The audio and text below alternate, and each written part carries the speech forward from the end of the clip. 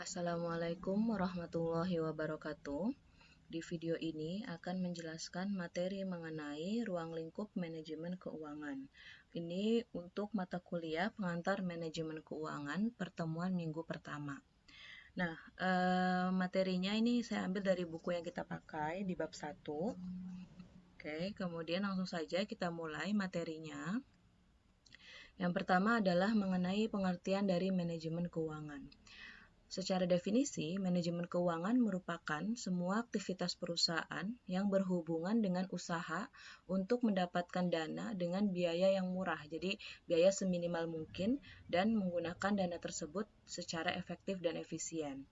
Intinya, manajemen keuangan itu adalah segala aktivitas perusahaan yang hubungannya itu dengan cara-cara perusahaan untuk memperoleh dana gitu, dengan cara meminimalkan biaya dan penggunaannya itu dibuat secara efektif dan efisien. Kemudian yang kedua adalah tujuan manajemen keuangan. Tujuan manajemen keuangan di sini ada beberapa ya. Yang pertama adalah untuk meningkatkan kemakmuran pemegang saham atau memaksimalkan nilai perusahaan. Ya, jadi seperti yang kita tahu bahwa di perusahaan itu ada yang namanya pemegang saham. Pemegang saham di sini adalah merupakan pemilik orang-orang yang memiliki saham perusahaan gitu. Dan salah satu tujuan manajemen keuangan itu adalah gimana caranya untuk memakmurkan pemegang saham tersebut gitu. Nanti caranya bagaimana kita lihat nanti di bawahnya penjelasan selanjutnya. Kemudian yang tujuan kedua adalah memaksimalkan laba perusahaan. Ya, seperti yang kita tahu bahwa memang tujuan perusahaan itu adalah untuk menghasilkan laba sebanyak mungkin ya. Makanya salah satu tujuan manajemen keuangan adalah untuk memaksimalkan laba perusahaan. Kemudian sesuai dengan definisinya tadi, tujuan manajemen keuangan adalah meminimalkan biaya. Yang tadi gimana caranya mendapatkan dana dengan biaya yang murah sehingga diusahakan si manajer keuangan di sini berusaha untuk meminimalkan biaya seminimal mungkin. Kemudian tujuan-tujuan lainnya ini bisa misalnya misalnya gimana caranya membentuk citra yang baik di depan customer, terus juga misalnya meningkatkan penjualan dan sebagainya gitu. Tujuan-tujuan lainnya itu banyak, tergantung dari tujuan yang telah ditetapkan di awal perusahaan pada awal pendiriannya. Kemudian di sini tadi kita sudah singgung ya bahwa salah satu tujuan manajemen keuangan adalah untuk memakmurkan pemegang saham dan memaksimalkan nilai perusahaan. Nah, nilai perusahaan itu sendiri terdiri dari nilai utang dan nilai saham. Sehingga kemakmuran pemegang saham di sini adalah bisa sering diterjemahkan ke dalam adanya kenaikan harga pasar saham. Oke, karena tadi kan nilai perusahaannya terdiri dari nilai saham dan biasanya didefinisikan si kemakmuran pemegang saham itu saat harga sahamnya naik. Ketika harga sahamnya naik, berarti nanti kepemilikan dari pemegang saham itu juga akan meningkat kan ya. Jadi misalnya ada seorang pemegang saham, dia punya 100 lembar saham gitu misalnya. Dengan harga awal Rp1.000. Kemudian harga sahamnya naik nih jadi Rp2.000. Berarti kan kepemilikan saham tersebut akan meningkat kan ya. Dari 100 lembar dikali, awalnya kan 100 lembar dikali dengan Rp1.000, kemudian ketika harganya naik maka kepemilikannya total jumlahnya juga akan meningkat, yaitu 100 lembar dikalikan dengan Rp2.000 gitu, jadi akan meningkat. Makanya sering kali disebut bahwa kemakmuran pemegang saham itu digambarkan gitu ya dengan adanya kenaikan harga pasar saham.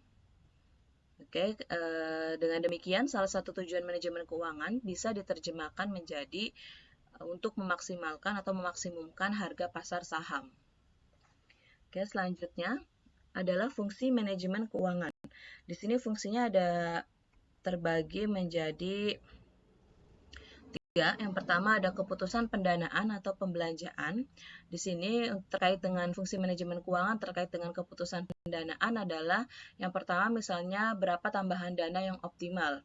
Jadi misalnya perusahaan itu ingin melakukan ekspansi misalnya, ingin membuka cabang baru atau ingin membuat atau membangun pabrik baru. Nah, si manajer keuangan itu melakukan ya, maksudnya memanage keuangannya, kemudian menentukan nih berapa sih kira-kira tambahan modalnya gitu. Jangan sampai modalnya terlalu besar, dan jangan sampai terlalu kecil juga. Jadi diharapkan tambahan modalnya tuh optimal untuk kebutuhan perusahaan. Kemudian gimana juga cara memperoleh dananya yang efisien. Jadi cara untuk memperoleh tambahan modal tersebut digunakan cara efisien. Misalnya biayanya yang rendah, atau misalnya kalau dia minjem uang, dari hutang itu bunganya yang rendah dan sebagainya.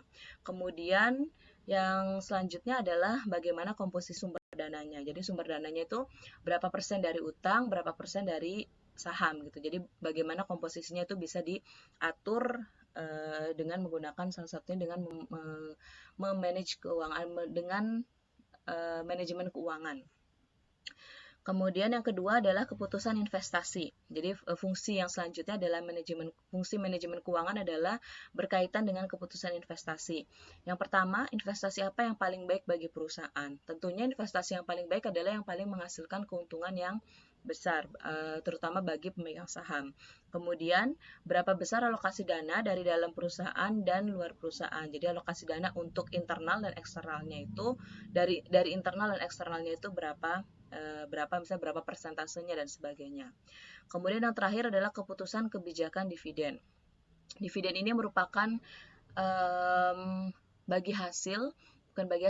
merupakan imbal hasil dari perusahaan untuk pemegang saham. Nanti biasanya dibahas lebih detail atau lebih lanjut di akuntansi lanjutan.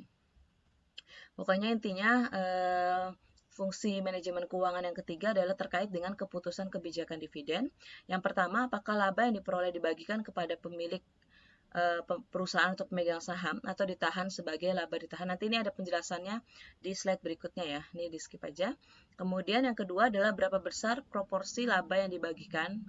Ini juga sama. Nanti penjelasannya di materi berikutnya. Kemudian pembagian dividennya itu bisa berupa uang tunai atau bentuk saham. Jadi ada dividen tunai, ada dividen saham.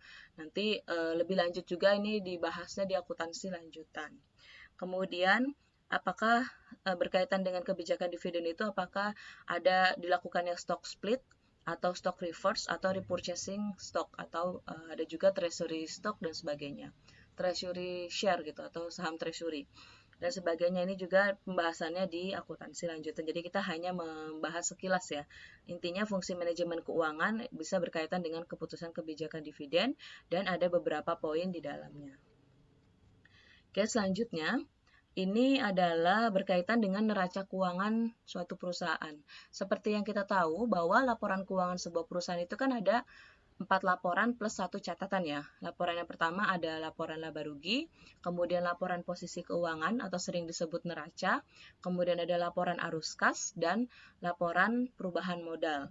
Kemudian ada 1 catatan atas laporan keuangan, jadi totalnya ada 5 laporan. Nah, di sini yang akan disinggung adalah neraca keuangan atau laporan posisi keuangan. Ini kita lihat ya. Jadi di sini, ini contoh neraca nih, ini contoh neraca. Jadi neraca itu, kita tahu bahwa neraca terdiri dari 2 bagian ya, di bagian kiri dan bagian kanan. Yang bagian kiri ini dikatakan sebagai aktiva, sedangkan yang bagian kanan adalah dikatakan sebagai pasiva. Aktiva terdiri dari aset-aset perusahaan nih, mulai dari aset lancar sampai dengan aset tetap. Jadi ada aset lancar dan aset tetap. Sedangkan pasiva itu terdiri dari kewajiban atau utang dengan modal gitu. Nah, utang sendiri banyak lagi itemnya ya. Nanti pembahasan lebih lanjut di akuntansi lanjutan. Kemudian juga ada modal. Modal itu juga ekuitas. Ekuitas atau modal ini terdiri dari ada modal saham, laba ditahan, dan lain-lain gitu. Ini hanya sederhana, tapi kalau neraca yang secara kompleks itu lebih banyak itemnya. Tapi intinya pada dasarnya aktiva itu yang perlu kalian ingat adalah di sebelah kiri dan pasiva adalah yang sebelah kanan yang terdiri dari utang dan modal atau ekuitas.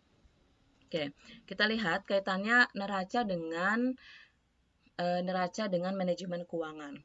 Nah, ini tadi sudah disinggung bahwa yang sisi kiri adalah aktiva dan yang sisi kanan adalah pasiva. Oke. Tujuannya, hubungannya adalah, jadi di sini Yang bagian pasifa, ini perusahaan itu memperoleh yang bagian pasifa untuk membiayai operasional yang di sebelah kiri atau aktiva. Misalnya, perusahaan memperoleh utang nih, utang dari bank sebesar taruhlah misalnya 1 miliar gitu. Nah, perusahaan itu buat apa sih gitu ngutang ke bank sebesar 1 miliar? Misalnya untuk membeli gedung baru, untuk membeli tanah. Berarti kan logikanya di situ bahwa perusahaan memperoleh utang untuk membeli gedung kan ya, untuk membeli aset gitu. Sehingga makanya penjelasan di sini di item sini intinya adalah ya jadi di sini yang bagian pasifa itu digunakan untuk membeli atau membiayai aktiva. Nah, di sini terbagi menjadi dua nih, ada pembelanjaan pasif, ada pembelanjaan aktif. Pembelanjaan pasif itu berarti pasifa, yaitu utang dan modal. Pembelanjaan aktif berarti aktiva, yaitu aset. Aset itu bisa berupa aset lancar dan aset tetap. Oke. Selanjutnya adalah hubungan antara manajer keuangan, perusahaan, dan pasar keuangan. Nah, manajer keuangan tugasnya itu adalah salah satunya mencari dana dari pasar keuangan atau bisa juga dari pasar modal ya dengan menerbitkan sekuritas. Sekuritas itu apa ya? Surat-surat berharga gitu, bisa semacam surat-surat berharga atau memperoleh pinjaman dari lembaga keuangan. Pada dasarnya, jenis sekuritas itu ada dua, yaitu ada saham dan hutang. Tadi yang di sisi pasifa ya, di mana saham itu merupakan bentuk kepemilikan dan hutang merupakan pinjaman. Sisi kanan neraca meringkas sumber dana yang diperoleh oleh perusahaannya tadi. Bahwa di neraca di bagian pasifa itu kan ada utang dan ada saham. Oke. Kemudian setelah jadi si manajer keuangan itu intinya gimana caranya dia memperoleh dana bisa dari utang ataupun dari saham gitu. Kemudian setelah diperoleh dana-dana tersebut, si manajer keuangan kemudian menginvestasikan nih dana-dana itu sehingga bisa memperoleh keuntungan. Investasi di sini bisa berupa diinvestasikan ke misalnya pembelian aset atau membuka cabang baru sehingga bisa menghasilkan keuntungan tambahan bagi perusahaan. Oke, kemudian yang ketiga adalah aset tersebut. Jadi kan setelah tadi si manajer keuangan itu menginvestasikan asetnya, nanti aset tersebut bisa menghasilkan keuntungan tambahan bagi perusahaan. Oke, nanti kita akan lihat di bagian di sini ada gambarnya ya. Nah, kemudian sebagian dana tersebut dikembalikan ke pasar keuangan. Jadi tadi ketika kan si manajer keuangan itu memperoleh dana bisa dari saham, bisa dari utang ya. Nah, ketika perusahaan memperoleh dana dari saham, maka perusahaan itu akan memberikan imbal hasil gitu. Imbal hasil kepada pemegang saham berupa dividen. Jadi dividen itu merupakan bukan bagi hasil sih namanya apa ya? Merupakan imbal hasil feedback gitu ya, feedback dari perusahaan untuk pemegang saham itu dikatakan sebagai dividen. Sedangkan kalau di utang itu perusahaan memberikan imbal hasilnya berupa bunga. Jadi sebenarnya bunga dan dividen itu sama-sama keuntungan yang diperoleh oleh pemegang baik saham maupun baik saham maupun utang. Jadi kalau misalnya utang, imbal hasilnya itu berupa dividen. Kalau misalnya saham, imbal hasilnya itu berupa dividen, sedangkan kalau utang, imbal hasilnya itu berupa bunga. Seperti yang kita tahu ya, kalau misalnya kita ngutang minjem uang ke bank, itu kan biasanya ada bunganya ya. Nah, itu bunganya itu merupakan keuntungan bagi banknya gitu. Pun juga sama nih untuk pemegang saham, dia akan memperoleh berupa dividen. Jadi cuma kan memang kalau dividen itu kita jarang dengar ya, jadi masih asing gitu. Sedangkan kalau misalnya bunga, itu kan memang kita sering transaksi juga. Misalnya minjem uang di pinjaman online itu pasti ada bunganya gitu. Entah berapa persennya, dan itu pasti ada bunganya. Nah, kemudian sebagian tingkat keuntungan ditanamkan kembali oleh manajer keuangan ke dalam perusahaan. Jadi, laba atau keuntungan yang dihasilkan oleh perusahaan itu tidak semuanya dibagikan untuk pemegang saham ataupun pemegang utang, pemegang apa namanya ya, debt holder gitu dikatakan. Jadi dia tidak semuanya dibagikan, tapi juga bisa sebagian disisihkan dan disebut laba ditahan. Jadi gini ya, misalnya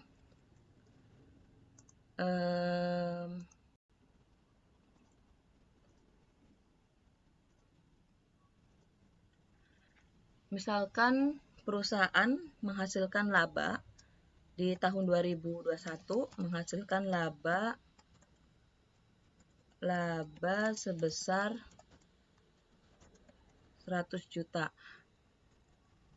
Nah, dari 100 juta ini tidak semuanya dibagikan ke pemegang saham nih. Misalnya, dari 100 juta ini hanya sebagian nih, jadi hanya 50 jutanya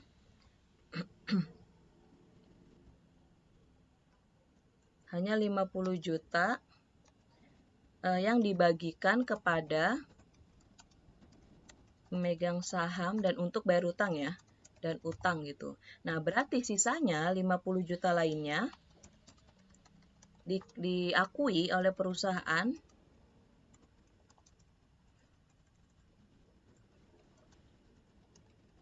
sebagai laba ditahan. Jadi nanti akan dia masuk ke laba ditahan perusahaan yang digunakan untuk operasional perusahaan lainnya gitu, untuk diinvestasikan kembali dan sebagainya. Jadi berapa laba yang dihasilkan oleh perusahaan di tahun berjalan itu tidak semuanya dibagikan ke pemegang saham maupun untuk pelunasan utang. Jadi biasanya sebagian itu akan disisihkan oleh perusahaan untuk masuk ke dalam laba ditahan. Oke, kemudian lanjut, ini kita tadi ini ya, penjelasan tadi kan penjelasannya ada di sini nih. Yang mulai dari hubungan antara manajer keuangan, perusahaan dan pasar keuangan, ini adalah bagannya. Jadi di sini manajer keuangan di sini fungsinya adalah sebagai jembatan antara pasar keuangan dengan perusahaan. Jadi dia menghubungkan perusahaan dengan pasar keuangan. Yang tahap pertama adalah tadi manajer keuangan mencari dana dari pasar keuangan.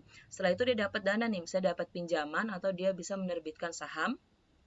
Dapat dana, setelah mendapatkan dana, manajer keuangan itu menggunakan dana yang diperoleh dari pasar keuangan tadi untuk operasional perusahaan. Misalnya untuk membuka cabang baru atau misalnya untuk membuat pabrik baru dan sebagainya gitu ya. Nah, setelah digunakan untuk investasi tersebut tentunya akan menghasilkan keuntungan kan ya. Dari operasional perusahaan itu akan menghasilkan keuntungan yang oleh manajer keuangan itu tadi untuk digunakan ke pasar keuangan. Maksudnya untuk bayar tadi, untuk bayar dividen, untuk bayar utang, dan pokoknya gitu.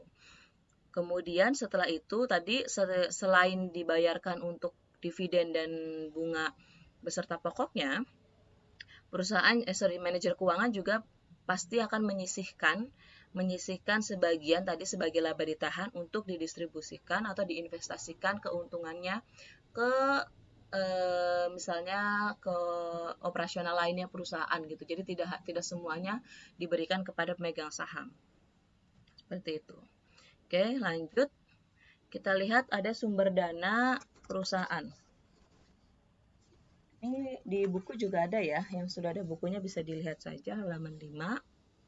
Jadi sumber dana perusahaan itu terbagi menjadi dua. Ada yang dari dalam perusahaan dan ada yang dari luar perusahaan. Kalau dari dalam perusahaan itu terbagi lagi nih. Ada sumber dana internal. Ini sumber dana internal itu berasal dari laba ditahan atau laba yang tidak dibagi sebagai cadangan. Yang tadi, yang 50 juta tadi kan dia hasilnya 100 juta. 50 juta dibagikan kepada pemegang saham.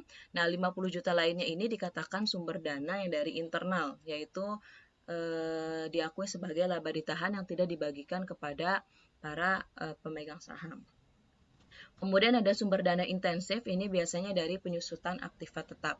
Seperti yang kita tahu bahwa semua aktiva tetap perusahaan kecuali tanah ya, kecuali tanah itu akan mengalami penyusutan, pasti menyusut nilainya. Misalnya ada gedung, mobil, motor, dan sebagainya itu pasti mengalami penyusutan atau penurunan nilai dari aset tersebut.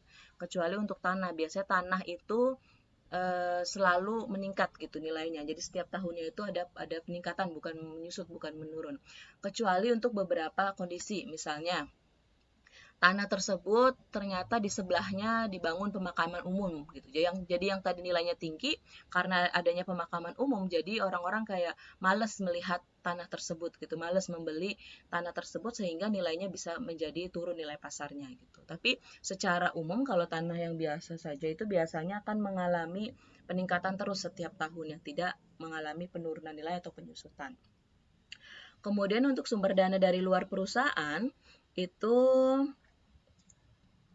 bisa dari modal sendiri maupun modal asing. Kalau modal sendiri itu di sini bukan modal bukan modal pendirinya gitu, tapi modal sendiri di sini maksudnya adalah modal dari saham.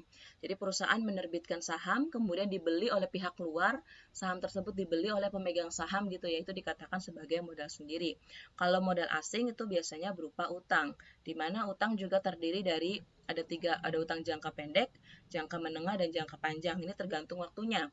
Jangka pendek biasanya kurang dari 1 tahun, kalau jangka menengah itu mungkin antara 1 tahun sampai dengan kurang dari 5 tahun kali ya. Tapi tergantung dari perusahaannya juga sih klasifikasinya. Bisa menengah ini di satu perusahaan itu misalnya kurang dari 3 tahun dan sebagainya. Nah, untuk jangka panjang biasanya utang yang memang 5 tahun, 10 tahun, 15 tahun dan sebagainya. Ini contohnya juga bisa dilihat untuk jangka pendek, ada utang dagang, utang wesel, kemudian ada utang jangka panjang yang akan jatuh tempo. Jadi dia tadinya utang jangka panjang, karena akan jatuh tempo, maka klasifikasinya pindah menjadi utang jangka pendek. Kemudian kalau jangka menengah misalnya ada term loan atau leasing. Kemudian untuk jangka panjang ada utang bank, utang obligasi, ini dijual di pasar modal biasanya dengan saham. Biasanya ketika kita membahas saham, pasti kita akan membahas obligasi. Nanti kalian akan pelajari di akuntansi lanjutan. Oke, lanjut. Untuk sumber dana lainnya bisa berasal dari aplikasinya. Jadi klasifikasinya tadi hampir sama dengan yang ini sih, dengan sumber dana dari luar perusahaan. Jadi ada modal sendiri yang bisa berupa dari saham dan dari modal asing. Nah, komposisi antara modal saham dan modal asing tersebut disebut dengan struktur modal. Jadi komposisi antara utang dengan modal itu dikatakan dengan struktur modal. Kan modal sendiri tadi kan dari saham ya, kemudian modal asing itu dari utang. Nah, makanya antara utang dan modal itu dikatakan dengan struktur modal. Oke, selanjutnya adalah biaya. Ini biaya juga sebenarnya akan dibahas lebih detail di akuntansi biaya, tapi ini kita pelajari aja dasar-dasarnya gitu ya. Intinya biaya merupakan pengorbanan ekonomis yang dikeluarkan perusahaan untuk menghasilkan barang dan jasa.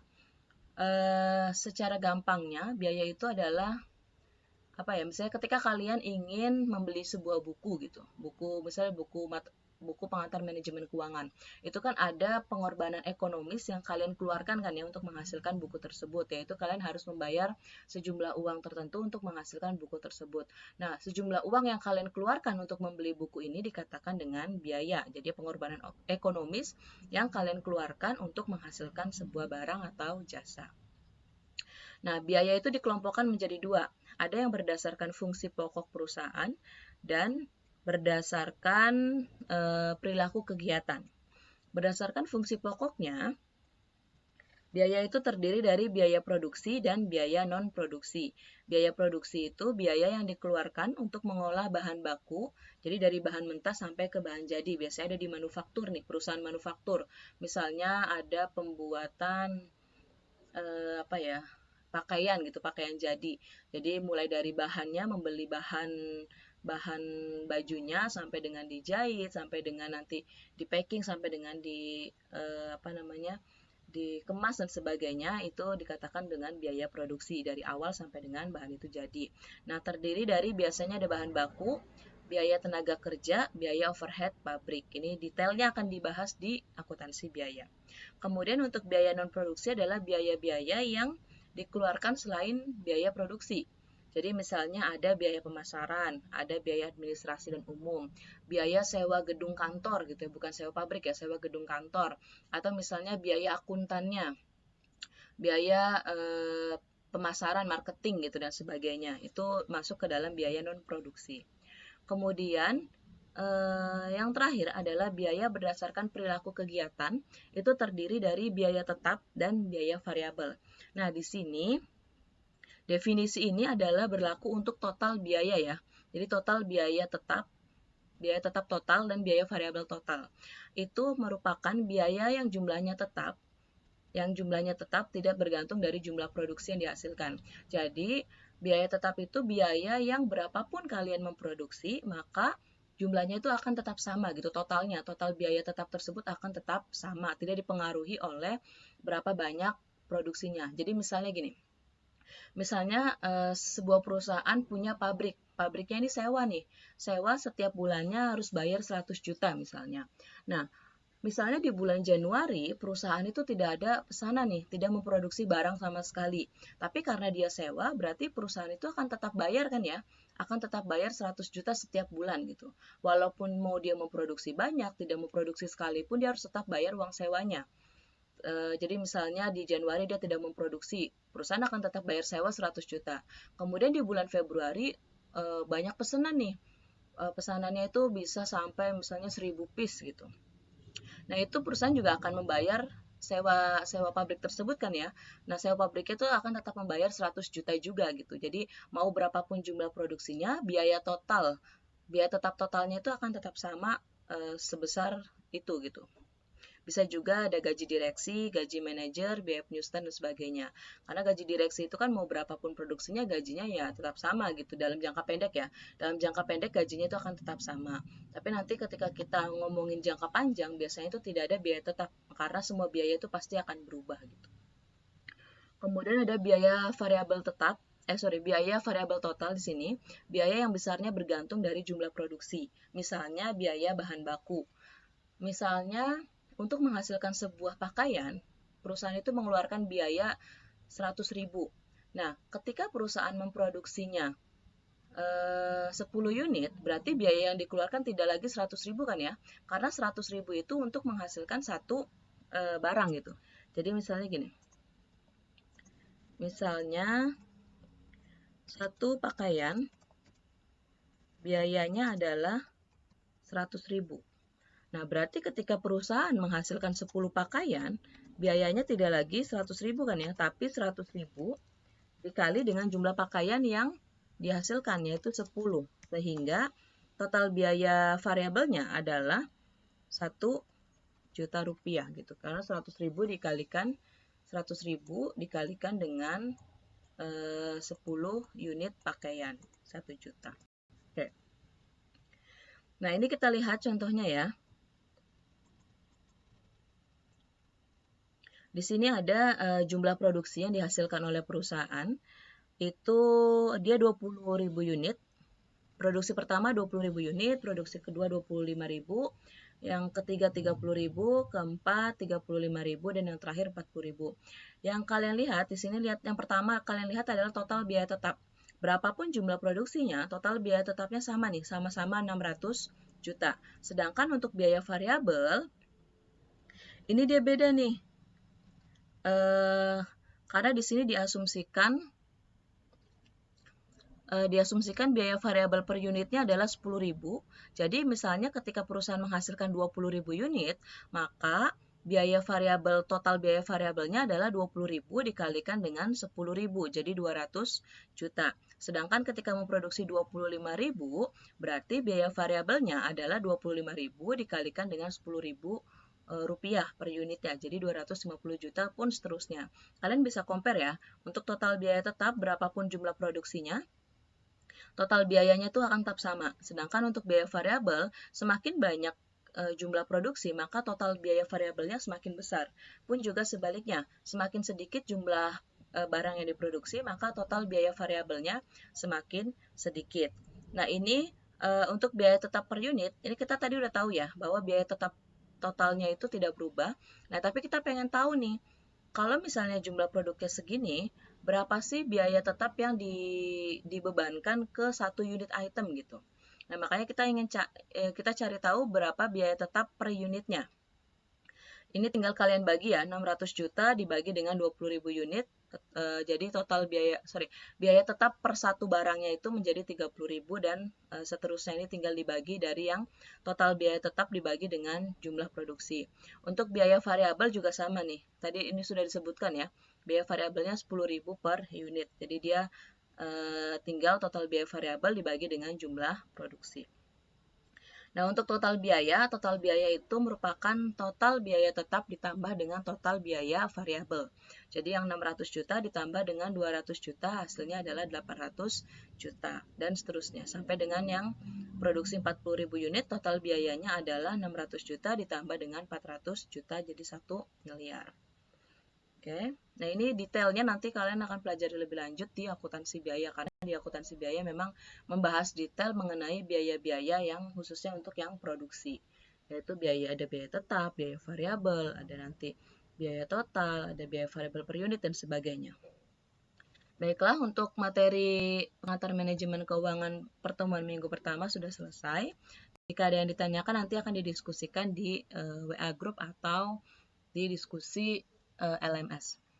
Kurang lebihnya mohon maaf. Wassalamualaikum warahmatullahi wabarakatuh.